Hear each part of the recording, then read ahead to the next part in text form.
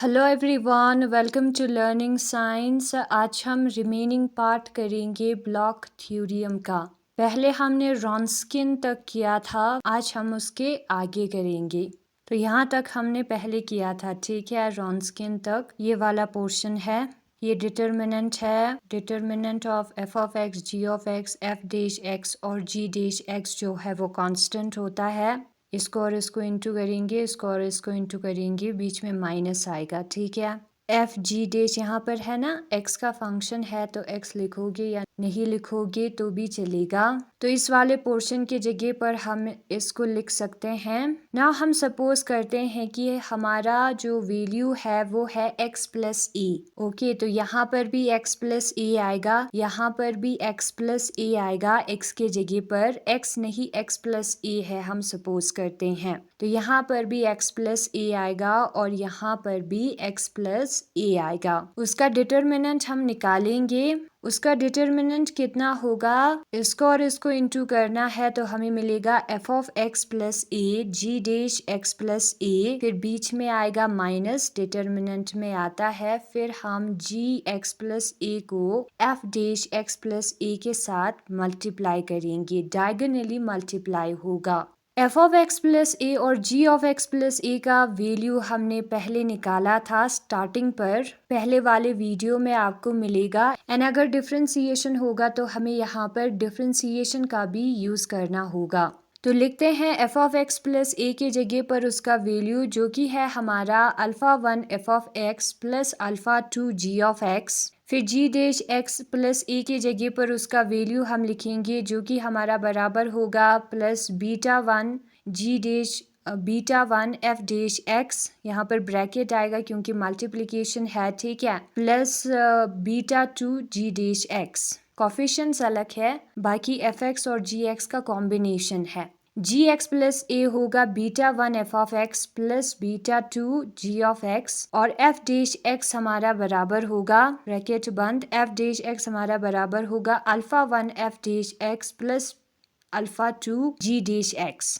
Differentiation है तो differentiation हमारे फंक्शन का होगा ना। हम क्या करेंगे, alpha one F of X को beta one F dash X के साथ मल्टीप्लाई करेंगे तो हमें मिलेगा alpha one F of X beta one F dash X plus alpha one F of X को beta two G dash X के साथ भी हमें मल्टीप्लाई करना है। फिर उसके बाद आता है alpha two G of X, उसको हम मल्टीप्लाई करेंगे beta one F dash X के साथ। फिर आएगा plus alpha two G of X को हम मल्टीप्लाई करेंगे beta two G dash X के साथ। फिर आएगा माइनस, क्योंकि माइनस है, ठीक है। ये सारे टर्म जो है वो प्लस है, माइनस से इंटू करेंगे तो माइनस बन जाएगा, तो जितने भी आंसर हमें मिलेगा वो माइनस में होगा, ठीक है। Beta one F of X alpha one F dash X आएगा सबसे पहले, फिर minus beta one F of X alpha two G dash X आएगा, फिर minus beta two G of X alpha one F dash X आएगा, फिर minus beta two G dash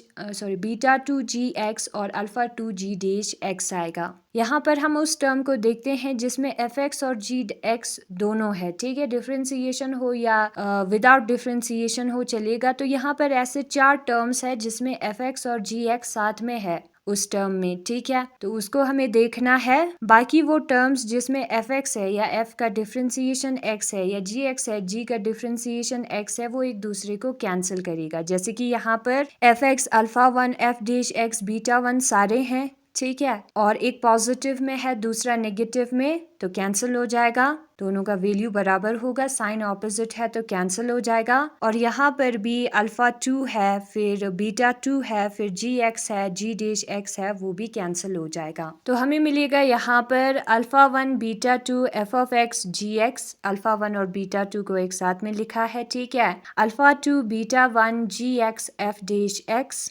फिर आएगा यहाँ पर minus alpha two beta one F of X G dash X, फिर आएगा यहाँ पर minus alpha one beta two G X F dash X, sorry F को पहले लिखते हैं तो F dash X G x. Multiplication में आगे पीछे कहीं भी लिखिए चलेगा, ठीक है, क्योंकि मल्टीप्लीकेशन कॉम्यूटेटिव होता है। तो यहाँ पर ये जो टर्म है वो सेम है, दो टर्म्स में, ठीक है। तो हम उसको एक साथ लिखेंगे, उसको कॉमन बाहर निकालेंगे तो ब्रैकेट के अंदर बचेगा alpha 1 beta 2 minus alpha 2 beta 1, फिर हम लिखेंगे F X G dash X, और यहाँ पर जी एक्स और एफ डैश एक्स दोनों में प्रेजेंट है, दोनों रिमेनिंग टर्म्स में, तो हम उसको कॉमन बाहर निकालेंगे, ब्रैकेट के अंदर बचेगा alpha 2 beta 1 minus alpha 1 beta 2। Now अगर हम डिटर्मिनेंट निकाले अल्फा 1 अल्फा 2 बीटा 1 बीटा 2 और F of X G X F differentiation X G differentiation X का दो अलग डिटर्मिनेंट निकाले और उसको मल्टीप्लाई करिए तो हमें यही टर्म मिलेगा। यहाँ पर मैं दिखाती हूँ कैसे आता है। सबसे पहले इसका हम डिटर्मिनेंट निकालेंगे तो अल्फा 1 बीटा 2 आएगा, ठीक है, फिर बीच में होगा माइनस, फिर आएगा अल्फा 2 बीटा 1 हो गया, ब्रैकेट में लिखेंगे क्योंकि मल्टीप्लिकेशन है, इन दोनों को इंटू करते हैं तो आएगा एफ ऑफ एक्स और जी डिफरेंशिएशन एक्स डायगोनली इंटू होता है, ठीक है, फिर आएगा माइनस जी ऑफ एक्स दूसरा टर्म फर्स्ट रो में एफ डिफरेंशिएशन एक्स। तो यहाँ पर ये वाला टर्म आ गया F X G dash X, और इसी टर्म को अगर हम इसके साथ इंटू करेंगे तो हमें ये वाला टर्म मिलेगा, लेकिन माइनस में आता है ना, माइनस में आता है तो इससे हमें पता लग रहा है कि जो अल्फा 2 बीटा 1 है वो आगे होगा और अल्फा 1 बीटा 2 जो है वो नीचे प्रेजेंट होगा, ये प्लस में होगा, ठीक है, और ये माइनस में होगा, वो इस माइनस के वजह से है। तो वही सेम टर्म आया ना, ये भी alpha 1 beta 2 minus alpha 2 beta 1 है, अगर हम आगे माइनस लिखेंगे तो, अगर अल्फा 2 को पहले लिखेंगे तो प्लस में आएगा, ठीक है। और इसको हम रॉन्स्किन कहते थे, हमने ऊपर किया है, और उसको हम डब्ल्यू एक्स के साथ डिनोट करते थे, तो हमें क्या मिलेगा alpha 1 beta 2 minus alpha 2 beta 1 into Wronskian W X, ठीक है। तो डब्ल्यू एक्स प्लस 1 जो है वो इतना आता है, तो डब्ल्यू एक्स प्लस ए जो है वो इतना आता है, लिखेंगे हम W X plus A is equal to alpha 1 beta 2 minus alpha 2 beta 1 W X. अब डब्ल्यू एक्स प्लस ए जो है वो भी कांस्टेंट होगा और डब्ल्यू एक्स भी कांस्टेंट होगा, दोनों कांस्टेंट के बराबर होगा, ठीक है, दोनों कांस्टेंट के बराबर है यानी कि दोनों इक्वल है। तो दोनों कब इक्वल होगा, दोनों तभी इक्वल होगा जब हमारा alpha 1 beta 2 minus alpha 2 beta 1 1 के बराबर होगा।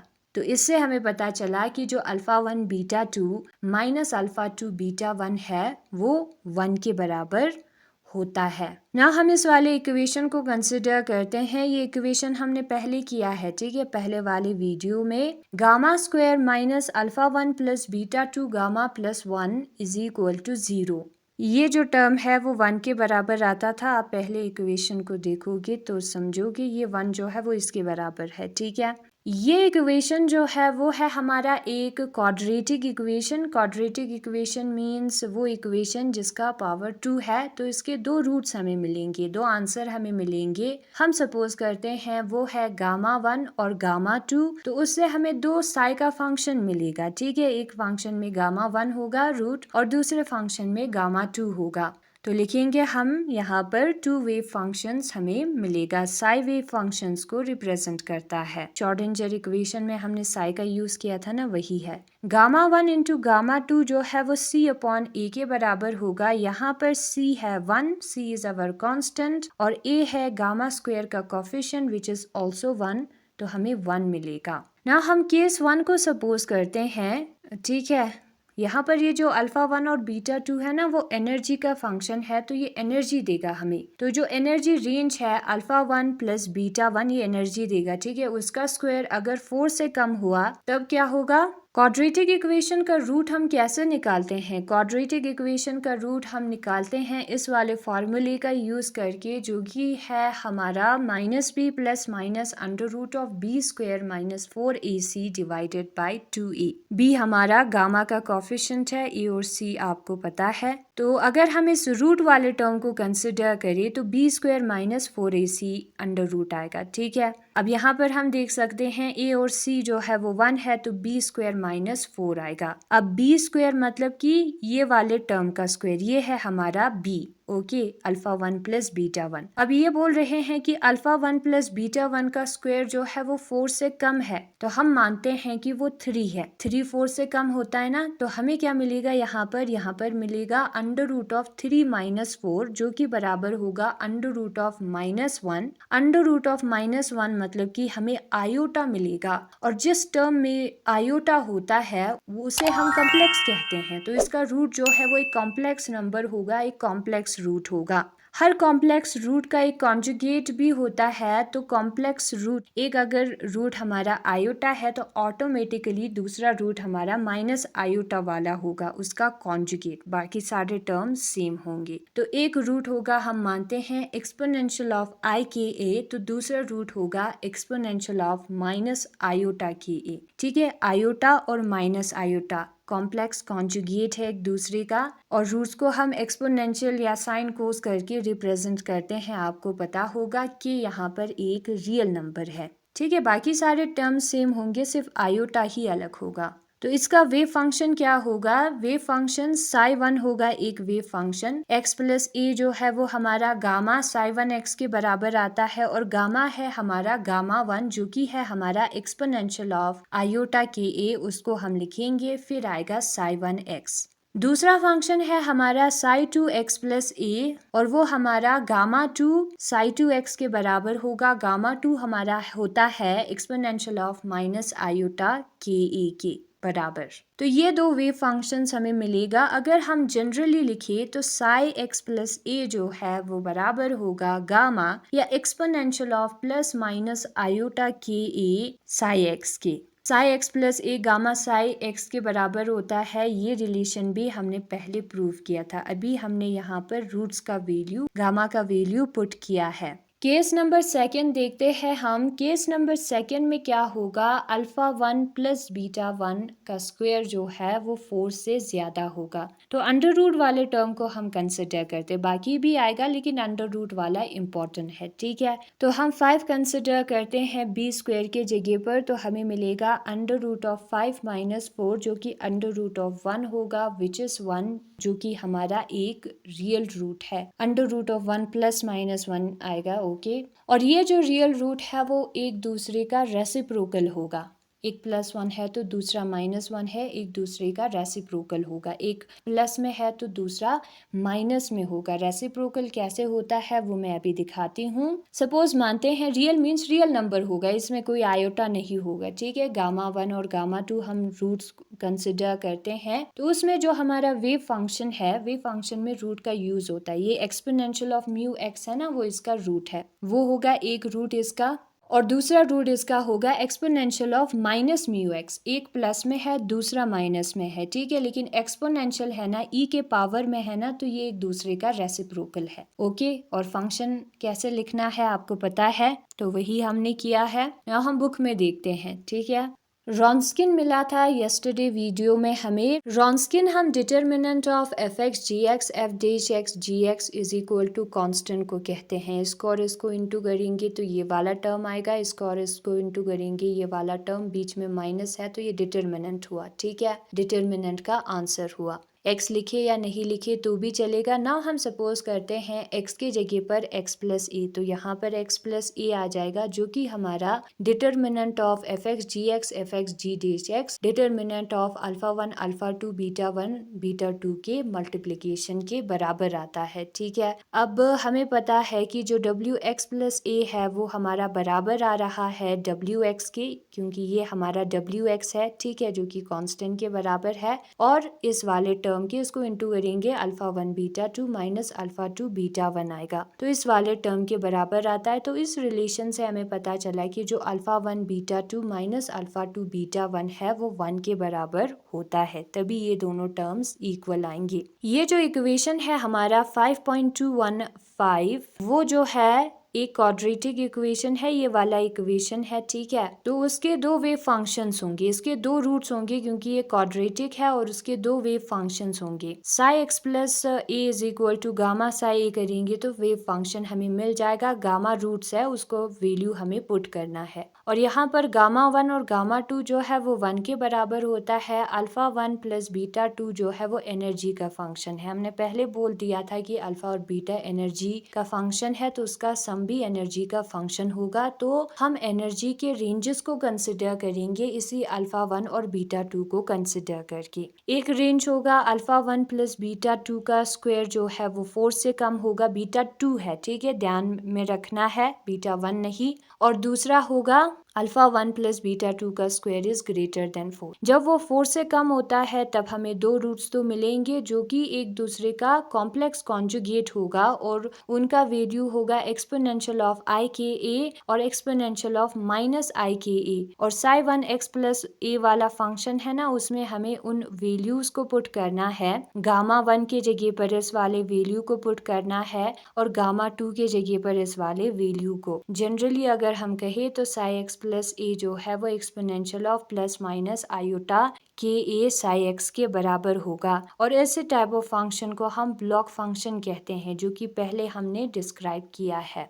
दूसरा एनर्जी रेंज होगा अल्फा 1 प्लस बीटा 2 का स्क्वायर 4 से ज्यादा हो, तब हमें दो रूट्स मिलेंगे क्योंकि क्वाड्रेटिक इक्वेशन है और वो दो रूट्स जो है वो एक दूसरे का रेसिप्रोकल होगा। एक पॉजिटिव में दूसरा नेगेटिव में होगा, एक्सपोनेंशियल है तो रेसिप्रोकल ऑटोमेटिकली बन जाएगा, ठीक है। ये और ये एक दूसरे का रेसिप्रोकल है ना। और यू एक्स भी हमें लिखना है, यू एक्स का एक फंक्शन भी होता है साई 1 एक्स और साई 2 एक्स के साथ। म्यू यहाँ पर हमारा रियल है, ठीक है, रियल नंबर है। This are not acceptable wave function, लेकिन इन वेव फंक्शन को हम एक्सेप्ट नहीं कर सकते क्योंकि ये बाउंडेड नहीं है, लिमिटेड नहीं है, अप टू इन्फिनिटी चला जाता है। जब हमारा एक्स इन्फिनिटी होता है ये फंक्शन इन्फिनिटी बन जाता है, ठीक है। तो इससे हमें पता चला कि जो एनर्जी स्पेक्ट्रम है किसी इलेक्ट्रॉन का पीरियोडिक पोटेंशियल में, उसमें अलाउड और फॉरबिडन एनर्जी बैंड्स होता है, जिसको हम बाद में डिटेल में पढ़ेंगे लेटर। तो यही है आज का हमारा रिमेनिंग टॉपिक। ब्लॉक थ्योरम में रॉन्सकिन के बारे में हमने पढ़ा और हमें पता चला कि अलाउड और फॉरबिडन एनर्जी बैंड्स होता है। ये दूसरे वाले बुक में से है, ठीक है, सेम ही है। यहाँ पर आप देख सकते हो डब्ल्यू एक्स प्लस ए और डब्ल्यू एक्स दोनों कांस्टेंट के बराबर है, तो ये दोनों इक्वल होगा, यानी कि ये जो टर्म है वो हमारा 1 के बराबर है, ठीक है। फिर उसके बाद हमें इस वाले इक्वेशन को कंसिडर करना है। क्वाड्रेटिक इक्वेशन है तो उसके दो रूट्स होंगे और दो फंक्शंस होंगे, साई 1 एक्स और साई 2 एक्स, जिसका प्रॉपर्टी ये होगा, साई 1 एक्स प्लस ए जो है वो लैम्डा साई 1 एक्स के बराबर होगा, ठीक है। लैम्डा हमारा रूट है, ऐसे इस फॉर्म में हम उसको लिखेंगे। और प्रोडक्ट ऑफ टू रूट्स जो है वो 1 के बराबर होगा। प्रोडक्ट कैसे निकालते हैं मैंने आपको बताया है ना। हम मानते हैं एनर्जी रेंज जिसमें अल्फा 1 और बीटा 2 का स्क्वायर 4 से कम है, तो उसमें हमें कम्प्लेक्स रूट मिलेगा। और हमें पता है लैम्डा 1 और लैम्डा 2 का मल्टीप्लिकेशन 1 है, तो रूट्स हमारा होगा e raise to power iota K A और e raise to power minus iota K A. इन दोनों को when the basis are same powers are added करेंगे तो 1 ही आएगा, ठीक है। ई रेस टू पावर 0 आएगा, anything raise to power 0 is 1। तो ये जो रूट्स है वो एक दूसरे का कॉम्प्लेक्स कॉन्जुगेट होगा, तो ये है हमारे दो रूट्स। और उसके जो फंक्शंस है वो ये वाले है, psi 1 X plus A, lambda का वैल्यू लिखेंगे psi 1 X, psi 2 X plus A जो है इसी यहाँ पर साई 2 लिखना है, यहाँ पर साई 1 नहीं लिखेंगे, जनरली ऐसे होगा। और यहाँ पर साई 2 लिखना है, लैम्डा की जगह पर लैम्डा 2 का वैल्यू लिखना है। जनरली कहे तो ऐसे हमें मिलेगा प्लस माइनस आयोटा की ए। तो कोई फंक्शन जिसका ये प्रॉपर्टी हो उसे हम ब्लॉक फंक्शन कहते हैं। और एक ब्लॉक फंक्शन है हमारा psi X is equal to E raise to power plus minus iota K X U X mu X, ठीक है। ये भी हमने पहले किया था। और यहाँ पर हम देख सकते हैं कि जो ये वाला इक्वेशन है, इक्वेशन एक्स आई एक्स और इक्वेशन एक्स एक्स जो है वो सेम है, तो ये ब्लॉक थ्योरम को प्रूव करेगा। इस वाले इक्वेशन को हमें लेना है, ये ब्लॉक फंक्शन है हमारा, ठीक है। एक्स प्लस ए हमें ऐड करना है, फिर उसके बाद यू के x plus A you x के बराबर होगा, उसको हम पुट करेंगे। और ऑल्सो ये जो टर्म है वो साई एक्स के बराबर होगा, उसको हम पुट करेंगे। तो साई एक्स प्लस ए हमें इतना मिलेगा, जो कि हमारा लैम्डा साई एक्स के बराबर होगा, लैम्डा हमारा इतना होगा। ठीक है, ये मैंने पहले प्रूव किया है बुक में से अपने।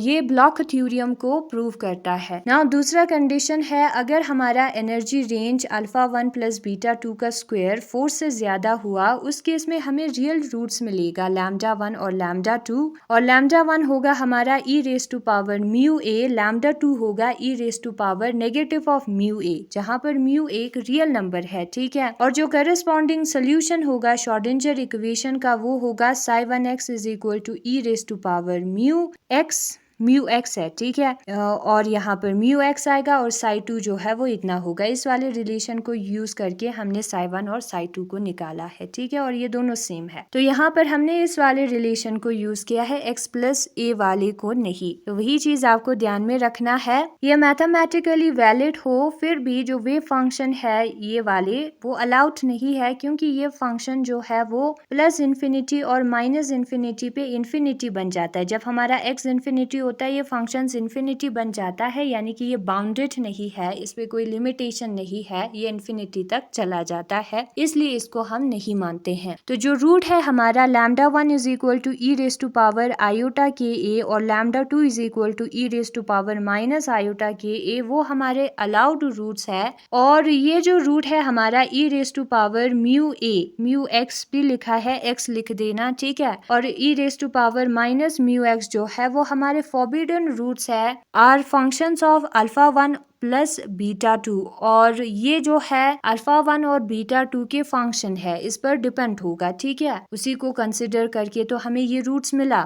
तो हमें क्या पता चला, ये जो रूट है वो हमारे अलाउड रूट्स है, ये फॉरबिडन रूट्स है, और ये फंक्शन है हमारे ई के। जो अलाउड रूट्स है वो अलाउड एनर्जी रीजन को करस्पॉन्ड करेगा, और जो फॉरबिडन या डिसअलाउड रूट्स है वो फॉरबिडन एनर्जी रीजन को रिप्रेजेंट करेगा, क्योंकि वो एनर्जी का फंक्शन है। ठीक है, अल्फा 1 प्लस बीटा 2 को कंसिडर करके हमें ये रूट्स मिला था, उसका square less than 4 greater than 4 मानकर, जो कि एनर्जी का फंक्शन है, तो ये भी एनर्जी का फंक्शन होगा। तो ये जो है अलाउड एनर्जी रीजन्स और फॉरबिडन एनर्जी रीजन्स हमें देगा। दिस मीन्स जो एनर्जी स्पेक्ट्रम होगा एक इलेक्ट्रॉन का, जो कि एक पीरियोडिक पोटेंशियल में मूव कर रहा है, उसके अंदर अलाउड एनर्जी रीजन्स या जिसको हम बैंड्स भी कहेंगे, और फॉरबिडन एनर्जी बैंड्स या रीजन्स होगा। तो यही है आज का हमारा टॉपिक। Thanks for watching.